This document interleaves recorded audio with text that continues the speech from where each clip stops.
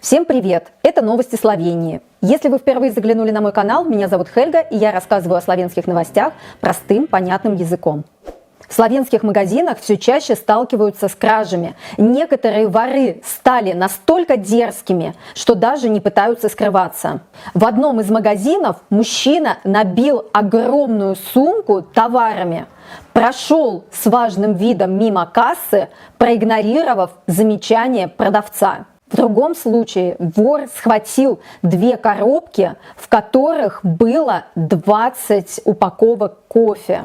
Когда продавщица попыталась его остановить, он просто оттолкнул ее и спокойно вышел из магазина. Вот до чего доводит кофемания. А кто-то выбирает более простой способ – набить карманы консервами с тунцом и убежать. Особенно сложная ситуация в небольших магазинах без охраны. Продавцам приходится самостоятельно принимать решение, как реагировать на вора. А вступать с ними в конфликт может быть опасно для жизни. Продавцы связывают такое увеличение краж с так называемым законом Шутария, который вступил в силу в конце 2025 года. Согласно данному закону, кража стоимостью до 500 евро не считается уголовно наказуемой. Раньше украл на 300 евро – уголовное дело. Сейчас украл на 500 – просто проступок и штраф.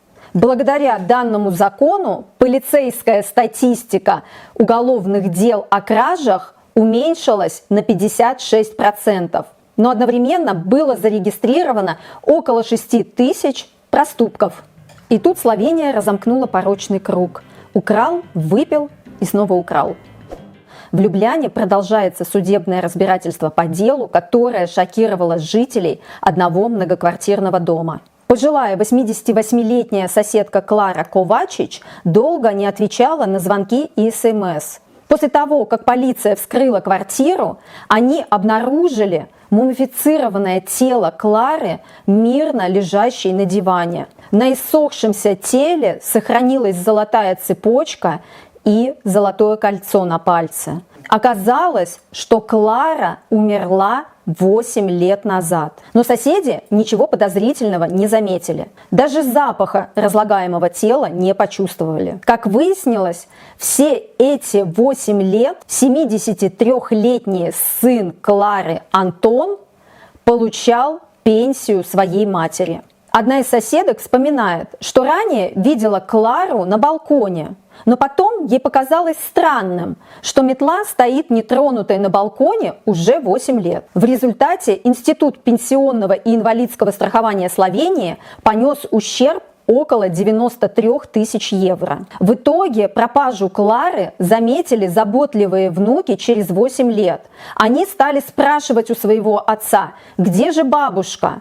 Отец сказал, что бабушку сдал в дом престарелых. Внуки начали обзванивать все дома престарелых, но бабушки нигде не было. В итоге, не найдя Клары нигде, внуки обратились в полицию. Теперь, скорее всего, сын Клары отправится в тюрьму, а внуки смогут вступить в наследство. Не зря говорят, что словенцы очень закрытые и предпочитают не сувать нос в чужие дела. А вы давно видели своих соседей?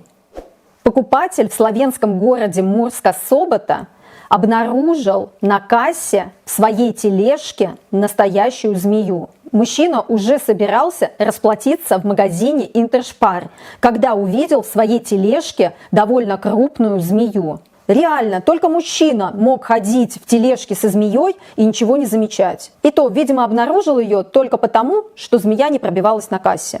К счастью, никто не пострадал. Скорее всего, змея забралась в тележку еще на улице. Хороший способ защиты, зато твою тележку никто не укатит. В Словении продолжают расследовать жестокое убийство, которое произошло в маленьком городке Вухред. 39-летний мужчина напал с ножом на свою 36-летнюю жену. От множественных ножевых ранений женщина скончалась на месте. Но особенно трагичной эта история стала из-за их 15-летнего сына. Именно подросток, когда пришел домой, обнаружил бездыханное тело своей матери. Мальчик позвонил своему дяде, брату подозреваемого. Дядя отвез племянника в медицинский центр. Осматривавший подростка врач решил обратиться в полицию.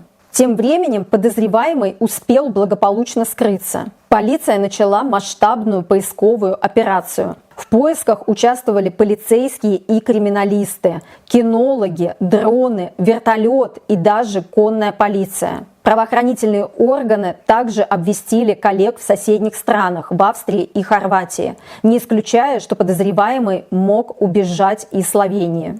Позже стало известно, что подозреваемый переплыл реку Драву, видимо, пытаясь замести след от собак. По данным СМИ, подозреваемый даже успел прокатиться на автобусе, но полиция была сосредоточена на месте преступления. И, как выяснилось позже, не зря. Спустя какое-то время подозреваемый вернулся к месту убийства, где его и задержали. Сейчас ему грозит от 15 до 30 лет лишения свободы. За один день мальчик потерял мать, а его отец оказался в тюрьме. Сейчас ведутся сборы средств на помощь подростку. А если вы планируете переезжать в Словению и вам необходима помощь в оформлении всех необходимых документов, а также помощь в поиске жилья, смело пишите в личку моего телеграма. Сейчас ведется расследование странного объявления на Фейсбуке. На странице 31-летнего парня, предположительно боснийского серба, проживающего в Словении в городе Марибор, появилось объявление о вербовке солдат на войну в Украине со стороны российской армии. Также в объявлении были объявлены условия: 25 тысяч евро за подписание контракта и далее 2500 евро ежемесячно. Также был указан телефон, по которому нужно обращаться. Журналисты попытались дозвониться, но телефон оказался отключенным. Сейчас ведется расследование, все обстоятельства выясняются. Напомню, что за призывы к наемничеству грозит от 1 до 10 лет лишения свободы. В понедельник на территории БТЦ неизвестные на автомобиле Citroën C3 с итальянскими номерами дерзко ограбили инкассаторов. Воспользовавшись отсутствием инкассаторов, злоумышленники вскрыли инкассаторский автомобиль и украли несколько мешков с деньгами. Непонятно, как им удалось вскрыть инкассаторский автомобиль.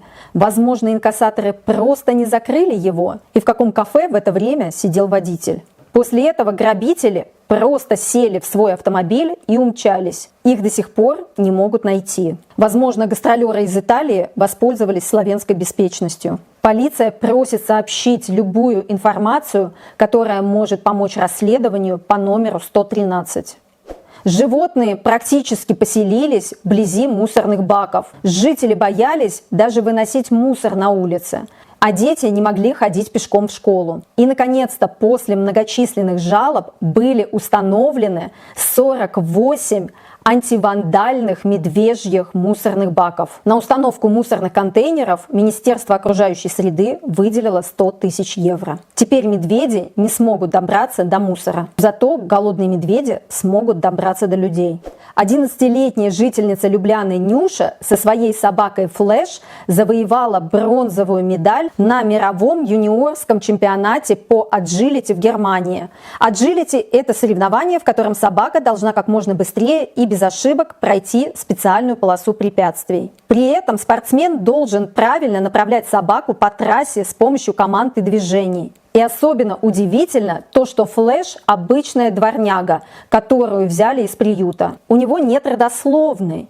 Но вместе с Нюшей он смог попасть в мировую элиту и завоевать 3-е место. Это доказывает, что в Словении есть социальные возможности абсолютно для всех, независимо от вашего происхождения и социального статуса.